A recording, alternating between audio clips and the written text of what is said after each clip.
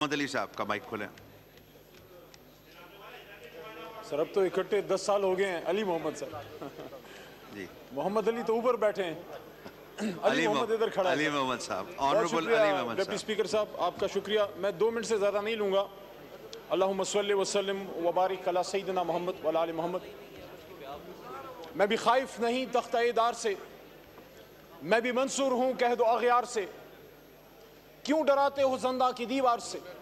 ظلم کی بات کو, جہل کی رات کو میں نہیں مانتا. جناب ڈپٹی اسپیکر صاحب, کل اس ملک کے سابق وزیر اعظم کی سیل کی تصاویر چلائی گئی, یہ ثابت کرنے کے لیے کہ شاید عمران خان صاحب کو بڑی کوئی فیسلٹیز ملی ہیں. میں آج صرف عمران خان کی نہیں, میں یہ تمام سیاسی لیڈرشپ کا ایک مقدمہ آپ کے سامنے رکھنا چاہتا ہوں. ایک ملک کا سابق وزیر اعظم 6x8 کے سیل میں, جہاں یہ اس کی بیڈنگ ہے, یہ سنک لگا ہوا, پیچھے واش روم ہے, اور یہاں اس کی الماری ہے کتابوں کی, اور پیچھے اس کی واش روم کے اس طرف جائے نماز وہاں موجود ہے. کیا یہ کرتے ہیں ہم اپنے ملک کے سابق وزیر اعظم کے ساتھ؟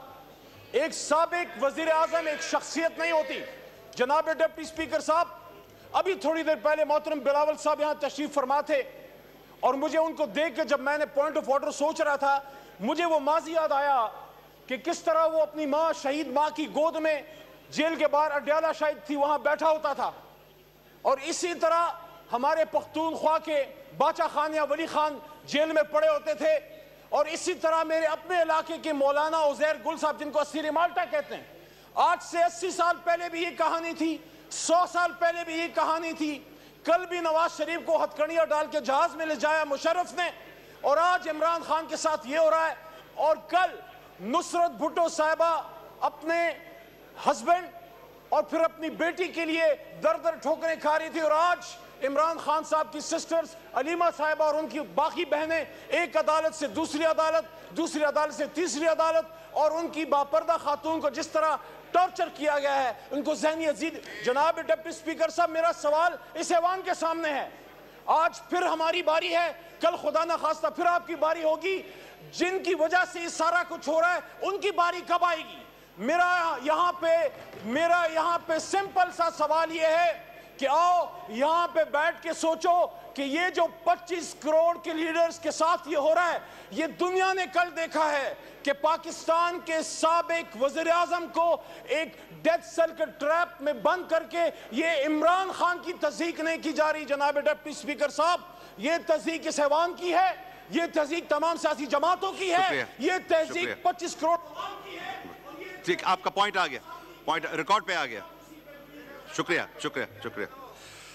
جی جناب مبارک زیب صاحب, اس کے بعد کل شہباز شریف صاحب اپنی تقریر میں پاکستان کی معاشی مشکلات کے بارے میں بات کر رہا تھا, اور جہاں صحیح باتیں کی گئی, ایک تو ایسے باتیں ہیں جس پہ میں اضافہ کرنا چاہوں گا کہ جو پاکستان کی معاشی مشکلات ہے ان کے بارے میں جو بات کیا جاتا ہے, 2 ایسے پہلو ہیں کہ اگر ہم ان کو ایڈریس کریں تو وہ فسکل شارٹ فال جو ہے ہم کافی حد تک ایک فسکل سپیس بنا سکتے ہیں.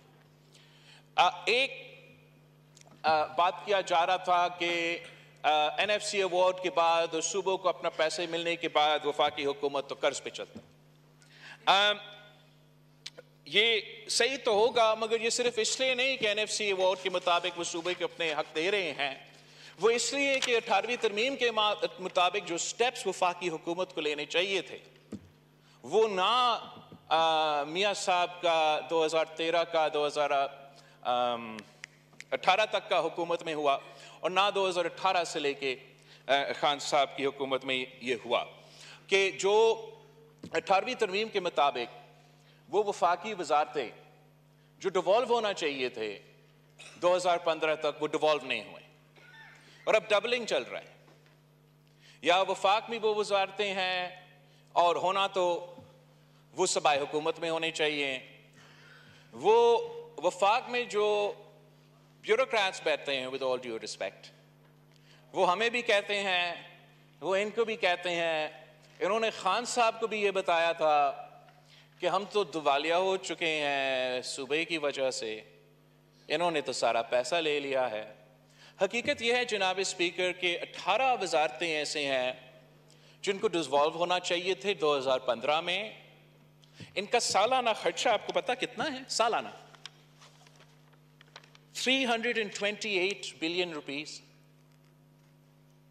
اگر یہ 2015 میں ڈیوالو ہوتے، جو آئی تھنک 800 بلین کا آپ ذکر کر رہے تھے کل وزیر اعظم صاحب پی آئی اے کے حوالے سے نا، تو اگر 2015 میں ہم یہ ڈیوالو کر لیتے تو وہ ایشو اسی پیسہ کے ساتھ ہم حل کر سکتے تھے۔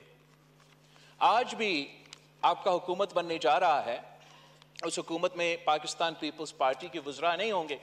اگر ہم ہوتے تو 9-10 وزارتیں تو ہم لے لیتے، تو میں آپ آ جائے تو ہم بھی آ جائیں گے بھائی۔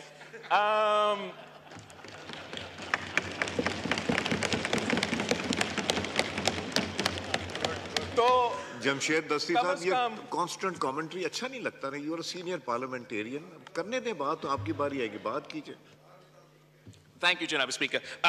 تو ہمیں جب بھی میں یہ ایشو اٹھاتا تھا الیکشن کیمپین کے دوران، تو مجھے کہا جاتا تھا کہ آپ تو کوalition گورنمنٹ بنائیں گے، آپ کو تو آپ یہ کیسے قدم اٹھائیں گے؟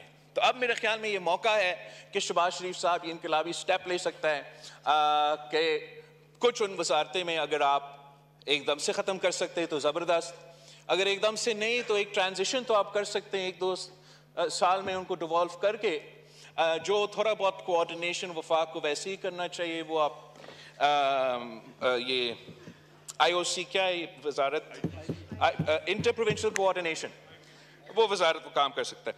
دوسرا جو میں بہت خوش ہوں شہباز شریف صاحب نے جب کل کہا کہ جو سبسڈیز فرٹیلائزر کمپنیز کو دیے جاتے ہیں وہ ہم ڈائریکٹلی کسانوں کو دیں گے، یہ ہمارا 10 نکاتی ایجنڈا میں موجود تھا، اس اسٹیپ کو ہم ویلکم کرتے ہیں۔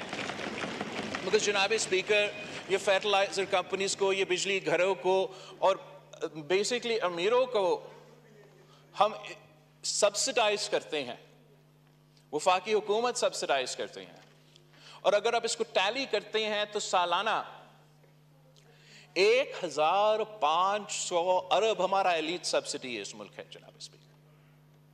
تو یہ فرٹیلائزر سبسڈی جو سیدھا کمپنیز کو جاتے ہیں وہ ہم بند کر لے، باقی پورا نہیں تو آدھا آپ بند کر لے۔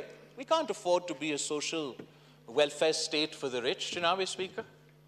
آپ یہ 2 کام، وزارتیں بند، سبسڈیز بند کر دیتے ہو، تو جو ہم اب معاشی بحران کا مقابلہ کرنا جا رہے ہیں، امید یہ ہے کہ آپ کے پاس پھر وہ سپیس ہوگا کہ وہ جو ریلیف، چاہے ہمیں یا آپ یا ان کو جو ووٹ ملے، وہ ریلیف کا جو مطالبہ پاکستان کے عوام کر رہے ہیں، امید ہے کہ آپ کے پاس اتنا گنجائش ہوگا کہ آپ کو پھر ریلیف، جیسے اپنے کسانوں کے لیے اعلان کیا، اسی طریقے سے اگر ہم بجلی میں وہ ٹرانسلیشن کرے جس پہ شہباز شریف صاحب اور میں جب ساتھ کیبنٹ میں تھے، وزیر اعظم تھا، تو جیسے ہم بات کرتے تھے کہ ہمیں صوبے کو یہ سپیس دینے چاہیے، سپورٹ دینے چاہیے کہ وہ سولر انرجی کی طرف جائے۔